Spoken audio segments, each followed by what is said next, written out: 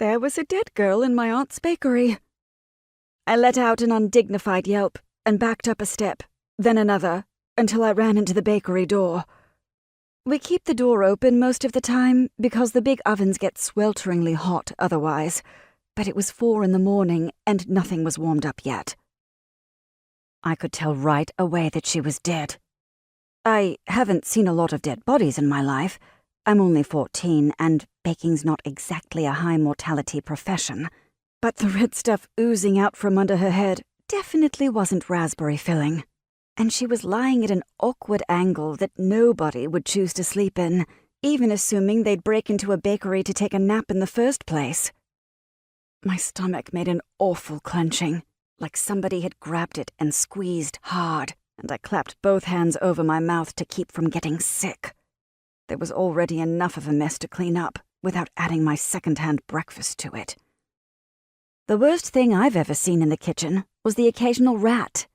Don't judge us. You can't keep rats out in this city, and we're as clean an establishment as you'll ever find.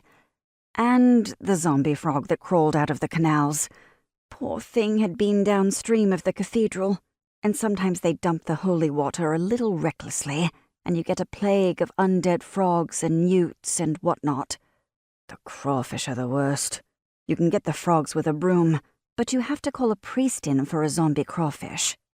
But I would have preferred any number of zombie frogs to a corpse. I have to get Aunt Tabitha. She'll know what to do. Not that Aunt Tabitha had bodies in her bakery on a regular basis, but she's one of those competent people who always know what to do.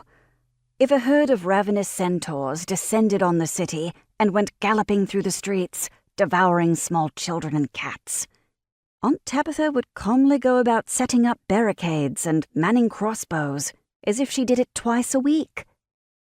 Unfortunately, to get to the hallway that led to the stairs up to Aunt Tabitha's bedroom, I would have to walk the length of the kitchen, and that meant walking past the corpse.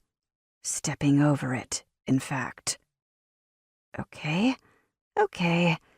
Feet, are you with me? Knees, can we do this? The feet and knees reported their willingness. The stomach was not so happy with this plan. I wrapped one hand around my waist and clamped the other firmly over my mouth in case it decided to rebel. Okay, here we go. I inched into the kitchen. I spent 6 days a week here, sometimes 7, running back and forth across the tile, flinging dough onto counters and pans into ovens. I crossed the kitchen floor hundreds of times a day without even thinking about it. Now it seemed to be about a mile long, an unfamiliar and hostile landscape.